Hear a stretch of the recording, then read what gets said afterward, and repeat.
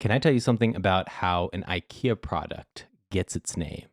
Yes. Are you talking about like the origin story The of origins, each product? more or less, if you think about it. I would love to hear about that actually, because we go to IKEA, I wouldn't say a lot, but we are definitely fans of IKEA. And so the naming scheme has kind of been in my mind. I've wondered how we got there. And it being a Swedish store makes it a little more interesting because as an American who unfortunately only speaks English fluently, I've never really looked into if the names like directly translate to something in Swedish, but always kind of assumed that they did. Because there is the suspicion that they're pulling a fast one on us. Like, we walk around American IKEA and we're like, oh, that sounds Swedish enough. Right? It's like splarge blarg. I'm like, yeah, that's a lamp. Sorry if I'm offending any Swedes out there, yeah. but I had to do it, And when you do hear the naming scheme, I think it is ripe to kind of poke a little fun at. But there is a reason why there is a naming scheme for IKEA products. So the names aren't just random. They are Swedish. You're right about that. Okay, well, let's get into the story then. Yeah. The reason why these products are named the way they are today is because of IKEA's founder, Ingvar Kamprad. Beautiful pronunciation, I think. And again, it's the IKEA experience of like, I'm not good at it, but I appreciate it and I feel honored to be a part of it. So Kamprad was the founder of IKEA. Really interesting person, but also was dyslexic. And that's really difficult when it comes to remembering your product catalog. I'm sorry, I just have to stop you right there. When you set this up to be like, oh, he was a really interesting person, but he was dyslexic, it made me just have the flashback back to the I'm Bella Thorne and I'm dyslexic. That's what it kind of feels like, because you learn all this other stuff about this person and you're like, he's a genius. Yeah. And he was so ahead of his time. And then this is like but he had dyslexia, just like Bella Thorne. Oh. Okay, sorry to divert it. Yeah, but I had to because it was just too good. That TTI, absolutely. Yes. Worth diverting. Please tell me more about his dyslexia and his genius. Yeah, so the dyslexia made it really, really difficult to remember product numbers because he would keep on swapping around different numbers. There's no like rhyme or reason to one number over another. Right. These are like the SKU numbers. Exactly. Which are really long. Which are really long too. And it's like, oh, we're asking about this 8-digit number. It's like, okay, now I got to look up this thing, do this thing. But he had an idea. What if these products had names? Whoa! But the issue is with IKEA, there's so many different products. You can't just name all of your bookshelves bookshelf. There is the Billy bookshelf, and then there's all the other types of bookshelf models. So this was very much included in this designing of the naming scheme. So as interesting as the backstory is, let's actually get into the naming scheme itself, because that's where the fun begins. So I've printed out one copy for you, one copy for me, of just the highlights of this naming scheme. And I'm going to just go through all the categories bit by bit. It'll also be on the screen for those of you with visuals for our podcast. But so the list I've handed you gives, I believe, 15 different product categories. And I'm not going to go through them all. We will link this resource for those of you interested. But a couple highlights is bed textiles are named after flowers and plants. Bathroom articles are named after Swedish lakes and bodies of water, which like some of them have a good mental image, like, oh, bathroom, bodies of water, like that makes sense. It's really starting to correlate in my brain. Yeah. So children's products are named after mammals, birds, and then adjectives. Okay. And then rugs are named after Danish place names. So there's a lot of like blank place names, Swedish place names, Norwegian place names. Real quick, you left out quite a juicy one, I'd say. Kitchen accessories Ooh. are named after fish, mushrooms, and adjectives. Of course. Garden furniture, Scandinavian islands, which there Yeah. are plenty. And so that's part of what is really smart about this naming scheme too, is like when you have Scandinavian islands as what you can choose from for products, you're really never going to run out. And IKEA has a lot of products and they have a lot of stores and a lot of places to go to. So yeah, they really cover their bases here. Now, this is where I think it gets a little bit silly. Um, IKEA has stores in 59 countries and 3 territories. Whoa. That is a total of 462 IKEA stores as of September 2023.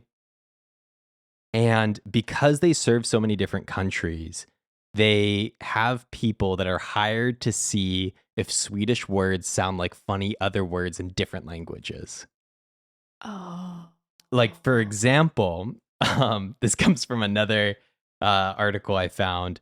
The 2004's Fartful Children's Workbench, Fartig Ceiling Light, and the Dottie Stank Lover duvet set are all examples of products that work in Swedish but not in English. And so they have to research, is this going to be an offensive or an inappropriate word in a different language? And fart just shows up a lot in like Right. Northern European languages. Like I think in German, like Ausfahrt is like exit. Right. And okay, another sidebar. I'm so Oh, sorry. no, all good. But I love to keep a list of like really interesting jobs. Yeah. And this is one of them. Like my Mhm. other one that I would love so dearly is like the anthropology window crafter. The display crafters. Yeah. Like I just think that would be a really, really fun job. And this one kind of seems like that too. Of course, I'd have to be Swedish. So unfortunately, I don't think I'm going to make the cut. Yeah. But if any of you out there do, just keep that one in your noggin because I think that would make my life more interesting. Yeah. And I hope the people currently in that career path are happy. Yeah, I hope so too. Because I think that's really cool. And it Yeah. makes sense why they have to do that. Of course. Especially if they're, I would assume, primarily catering to an American / English speaking consumer base. The other interesting bit about the language part of IKEA is that when it comes to assembling anything, you'll notice the instructions have no words on them. It's just images and And the numbers. little triangle guy. And the little triangle people. And that's just because those instructions have to work for any human. So for me, that's like part of why I love IKEA is like they have to approach some of these design challenges in some really cool ways.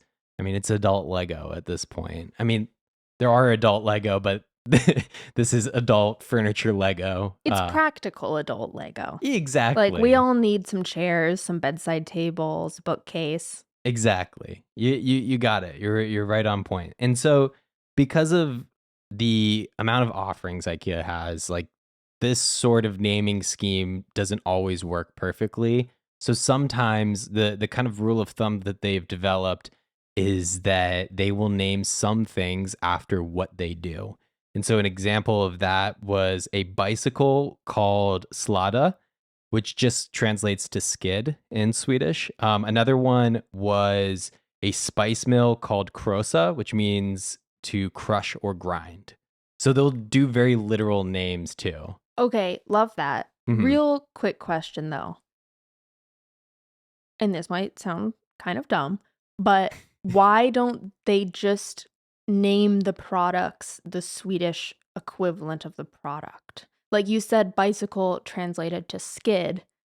Why don't they just call it bicycle in Swedish? Like, do you think that's because that is kind of annoying and or weird for their Swedish audience?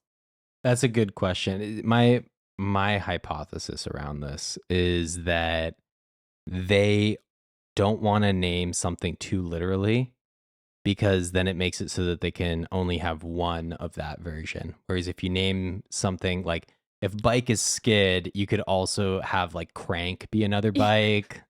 The cruiser. Yeah, like cruise, like those sorts of things. It just opens up Gotcha. your options. And also it probably makes it easier for people to look that stuff up without it conflicting with literal search results. Like if you had a bike named Bike, Oh, then when you look up bike, you're never going to find the IKEA bike. right. No, I get that. And I was Yeah. also thinking, let's translate this to like an American or English company. Mhm. If I went to a store and needed to get a bookcase and it was just called bookcase, Yeah. I might get a little weirded out. I don't know why I would, but Yeah. it seems a little like, ooh, I don't know if I'd pick that one. It reminds me of like the Trader Joe's version of things. Yeah, and I'm sure I mean, they have a research team, so I'm sure Mhm. that was also part of their research, Totally. along with like, okay, are there conflicting names in English, but also are people likely to gravitate towards this based on the way it sounds or what it means? Yeah, no, absolutely. So what we're going to do is we're going to put our IKEA naming knowledge to the test. You've been hired to the job that you've wanted your whole life. Yes. The IKEA product naming team. My whole life, since 5 minutes ago. Exactly. And so I'm going to give you a product name, what the item is. So you are going to know what this item is, more or less. And then you need to find the category that it belongs to in the IKEA naming scheme. Okay. So this is maybe your final exam to get the job of your dreams. Right. So I've made it through a couple rounds of interviews, Yeah. but now I'm doing, a test run. They want to know if you are a real IKEA fan. Okay. So Let's do it. the first word we have for you is upland, to describe a love seat. Okay. What is upland? This one I know because it's our couch. And it says love seat in the title. So I am going to go sofas and armchairs, which equals Swedish place names. So we are looking What for... is Swedish place names? And we do have a Swedish place name. Yes. Upland is a Swedish place. So we're going to swipe that into the no section. All right. Poäng. Armchair. I'm so sorry to laugh for, again, any Swedish people. It's no hate. It's just, We're stupid Americans. yeah, so... we're stupid Americans. It's we can't help but laugh.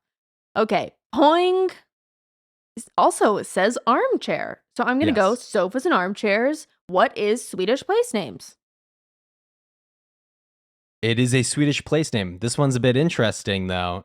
It's a place name that's not literal. It means point. Similar to how sound can be describing a body of water and then also what we hear through our ears. It's like, blank's point. The third term is hemnes, which is a bookcase. What might that translate to in Swedish? Bookcases equals professions or Scandinavian boys' names.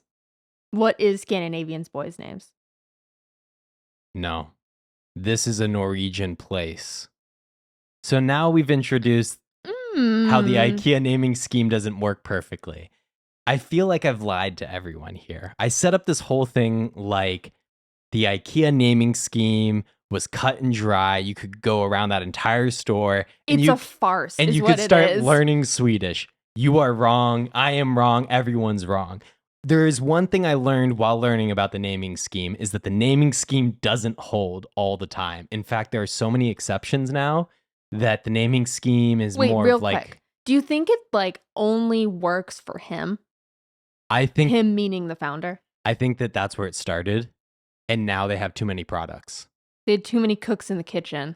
They were cooking up a storm. Exactly. Things went south fast, it appears. I feel like this is what happens when any sort of naming scheme has to deal with too many things to categorize. Let's get into number 4. All right. Because I'm still feeling semi-confident. Hectare, floor lamp. Lighting, units of measurement. Oh gosh, this has a lot. Okay. Yeah. What is units of measurement, seasons, months, days, shipping, and nautical terms, or Swedish place names? It's a unit of measurement, so it's hectares. Like it's A hectare. Yeah, exactly. See, that one I knew. Hectare is hectare. Yeah. Runscar, bath faucet. Ooh, Runscar. They're sometimes fun to say. That's definitely like, I feel like one that I'd like. It says brass color. I think I could do with a few Runscars in my house. Yeah, not all Okay. Runscars are visible. So I have bathroom articles, but I don't think that a faucet is technically a bathroom article. Darn, it's really not fitting anywhere else. So I'm going to go names of Swedish lakes and bodies of water. Correct. Swedish place name is technically what this is. It's not a lake or a body of water. Half a point. I give you half a point because this one was actually a bit difficult for me to find, but Okay. it is a spot on an island in Sweden. Not jasmine duvet cover and pillowcases. I feel like you definitely pronounced that one incorrectly, but okay, duvet cover and pillowcases.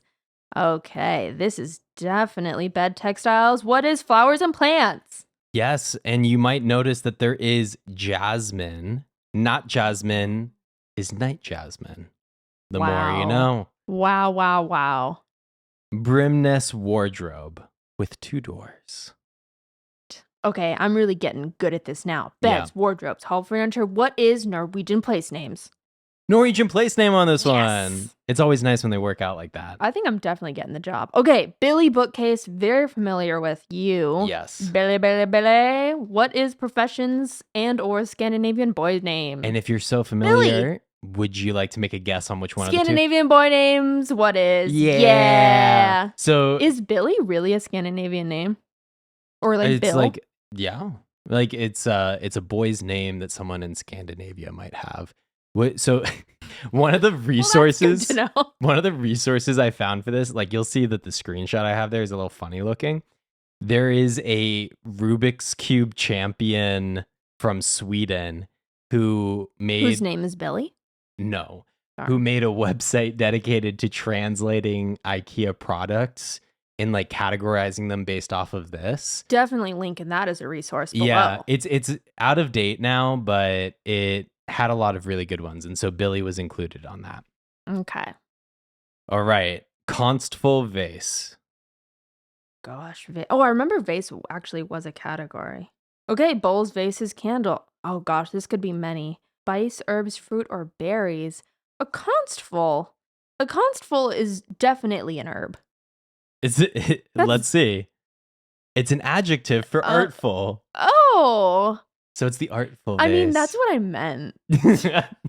The artful vase. Okay. We're Cool. gonna Fair. we'll put this in the still learning category of these flashcards. Okay.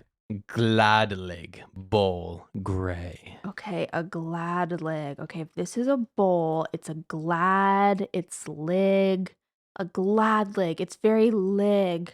So that's a spice. That's definitely Are a you spice. sure? Glad? Glad.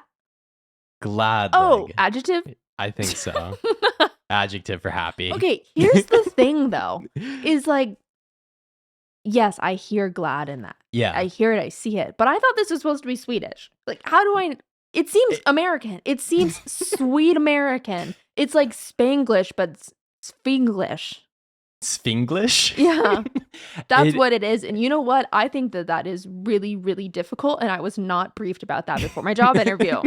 Let's move on. Okay. Granby. Picture. Okay. Set of 9 city These tour. I know because I often see them. It's like when you've made it to the end of IKEA, you finally have made it. It's like 26 or more sections. Yeah. And the pictures, and by then you're just exhausted, dehydrated. You also really have to go to the bathroom and you just whiz right past them. Yeah. So I'm very familiar. Okay, Gromby, set of 9. Okay. A Gromby. Oh, Gromby's Swedish slang. There's no doubt in my mind. You think it's Swedish slang? Yeah, no doubt in my mind. It's a Swedish place name. Are you kidding? Gromby sounds like so slang. Like that Gromby in the corner over there. With the Swedish slang too, I was having such a hard time because slang in any language is really difficult to just look up. Right. So Any Swedes out there, please let me in on a few I could have slang mislabeled words. this one if I just don't know the slang. Yeah, that's probably accurate. Okay. Drona box. Oh White. gosh, they have so many boxes. Okay, they really are a storage solution place. Okay, this is just totally winging it, but I noticed on Gromby that had the O with the two dotties. So I'm going to go Swedish place name. All right. Are you kidding me? Swedish slang. Drona, yeah. So this is Swedish slang, and it means to idle or to lounge around. Yeah, and it's like drone is where like to drone off, right? We should really take some inspiration because lately our slang has not been inspired. It really hasn't. Should we just start looking through the IKEA catalog to figure it out? I think that we definitely need to outsource for slang now. Yeah. Okay, so I didn't get that one. Okay, Gossig Golden, soft toy dog golden retriever. I chose this for ruses. Is it the like the plushies? Yeah. Oh, okay. This section always Gossig. melts my heart. Yeah, right in the kids section. Yeah. Kind of right in the middle too, so you've still got some fire in your belly. You're ready to keep going. Exactly. Okay. Gossig. What on God's green earth could you be? Oh, children's products. Okay, this is getting hard though. Mammals, birds, or adjective. Oh, a gossig. A gossig's a bird. Wait, but it's for a dog. It's a mammal. I was gonna kindly direct you to the right answer. Mammal. Adjective, which is mammal, which means cuddly golden. Oh, interesting. Okay, Yeah. so that's dumb. But it's cuddly. But no, listen, because golden, which is in English, is the mammal part of it. Oh gosh. Okay, so half a point. I'd say half. I'll give you a full. For me, that's a full point for you. Wow. Okay. Because golden is short for golden retriever. So Big Lick 201 piece Lego brick set. Is this the okay, I know exactly what this is because we have it. Yes, we do. It's the like build your own apartment. Yeah. But it's like with IKEA products, like quote unquote IKEA products. Like IKEA core Legos, yes. Yeah, we had that in a Billy. No, we couldn't afford the Billy. We had the Walmart version. But anyway, you know what I mean. So we still have the Big Lick. I'm very familiar with Big Lick. Okay, Big Lick. Okay, so this is definitely giving children's products. Is it an adjective? I think from what I remember, it's a verb, but yes, possible adjective translation issue is what I put in parentheses there. So I feel like that is you have to give it to me anyway. I'm giving it to you because that's like a okay, but what does it translate to? Construction game. Oh, a big lick. Big lick. All right, this is the last one. Callus 18-piece flatware set, mixed colors. So, if I were Callus, I think I would be a mushroom. Are you kidding me? Possible adjective translation issue. Yeah, so this is another thing. Party? Yeah, party. Is that just because it's 18-piece set and not 12? Yeah, probably. Like it's for more people. Yeah. If that's the logic, then I don't want to work here anymore. All right. That's actually really upsetting that none of them were fish or mushrooms because I was really hoping for that. Right. So at the end of this, you got 10 that you know, 5 that you didn't. That's okay. It's a 66%. So, and for me, introducing the fact that cheat sheet is only going to get you so far, and then we got to start like thinking about what does this sound like. I think you did pretty good. Am I hired? I would hire you, but I don't have hiring or firing power. I think you're biased. There's a conflict of interest here. All right. We just took a quiz. How did you feel about your quiz? Okay, so you know when you're in school and you get a test and that sucks, but then the teacher says, oh, but wait, it's an open note test. And then you feel like everything's better. Yeah. That's how that felt until I actually took it. But for me, that's like the most real open note test experience. It's like, yeah, you can bring your notes. Not going to do much for you. Not going to do nothing. You can scribble as much as you want onto a tiny little note card. Guaranteed won't do anything. Yeah. But if I had time to study before this, I think that there could have been a better outcome. Yeah, I But did. I overall, did spring it on you. I think I learned. I had some fun. I do think that there's definitely a skew towards adjective/verb category, and that's no fun. So Yeah. I do encourage those researchers out there, or the namers, whatever they prefer to be called, to get a little funnier with it. And I think an Yeah. American audience would appreciate that. I would like a Svalbard jingle hopper, and Yeah. that's a pogo stick or something, like I would love to make something like that. So overall, I would say, yeah, I had a good time though. So you may be wondering, what's the point of all of this? And I think that there is no profound point here, but I do think one of the bits that I learned while doing this research, one, it's difficult translating between languages. And I was just going word for word, but remembering things like Swedish slang, right? That has a whole connotation to it, a whole way of speaking that I'm just not familiar with. Google Translate's not going to pick that up. I also had a great appreciation for, so there's this thing called a taxonomy, right? Which is just like a naming and organization structure. So one of the most like widely used examples of that is the genius of like plants and animals. Like there's always like a parent category and then a parent category because it makes a lot of sense for categorizing those things. What it doesn't make sense for is categorizing so many elements of a product catalog. And so that's why you start to see all these exceptions to these rules. They now have to deal with more and more products being brought into this naming convention scheme that may blend between multiple categories. Like you're even saying with Legos, like, oh, like what if an adult is playing with Legos? Does that change the category it's a part of? And this exact thing happens on all sorts of things that we use every day. Any form that you have to fill out online has to think about, oh, what are the categories of XYZ? This has been a big thing with people making forms that include things like sex and gender. It's like just a whole, and then another element too is now like the question of race on a lot of forms that people fill out has changed a lot over time. Like looking at old census forms versus new ones and the way that they talk about different races. What does it mean to be like biracial and have to check a singular box or check multiple? It translates to so many things in the world big picture that I think it's kind of nice to have something a bit less consequential like IKEA product names to help describe it. Because I think for me, it's a great metaphor for understanding how that sort of system works and where it starts to fall apart.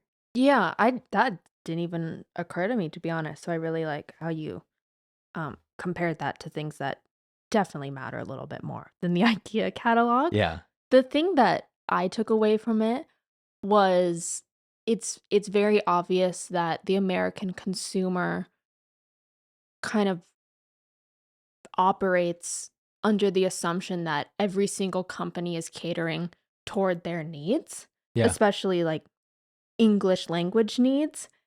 And yes, IKEA is doing that to an extent, right? We saw that like in the Golden Retriever one because Golden's in it. But I do think it's really cool to kind of open your brain up just a little bit to know that, hey, IKEA, or is it IKEA? IKEA. IKEA, sorry, we should have been doing that from the start, Yeah. but isn't an American company. Yeah. And they can operate outside of that and still be successful and still stay true to Swedish culture, at least to an extent. And I want that to be a celebrated part of IKEA. Yes. Did I say it right? Yeah. I also want to add to like the way that even the name of the company is pronounced is regional. Like you're talking about the Swedish pronunciation, which is IKEA, and for everyone in this country, we call it IKEA. Yeah, right? real quick, I just want to like Yeah. get into why that just occurred to me, and we should have really been saying it from the start. But like my father's Finnish, and my family is Finnish, so Mhm. that factors in. But I also have a German godmother, and she Yeah. says it like that. And so people in our life say it differently than the way that we do. And so even like you said, that at least can make you wonder, why do I say it maybe incorrectly? What is making me do that? Can I change it? Does it even matter? I don't know. Yeah. But like you said, looking at IKEA is kind of an easy way to approach larger systemic issues. When we talk about what a takeaway could be from this episode, yes, the catalog itself and the story behind it is really interesting and fun, but it can also be a metaphor for much larger issues, and specifically how Americans take other culture and make it their own, and also assume that because they're using it, it's theirs. Or that they're using it and that's the right way to do so. Right, that's kinda what I Yeah. meant, And I have a counterpoint to that. I think that what's really interesting is that people are aware that there are multiple pronunciations of IKEA or IKEA.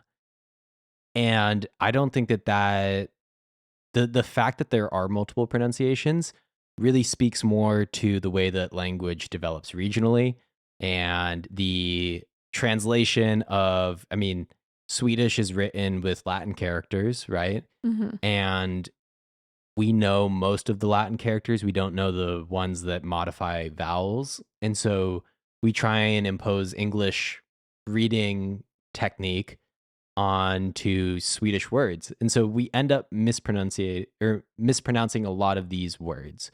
And those mistranslations aren't always bad because mistranslations like that have developed a lot of the slang and the changes in the English language that we know today. Like toilet is a French word, but we don't call it toilet.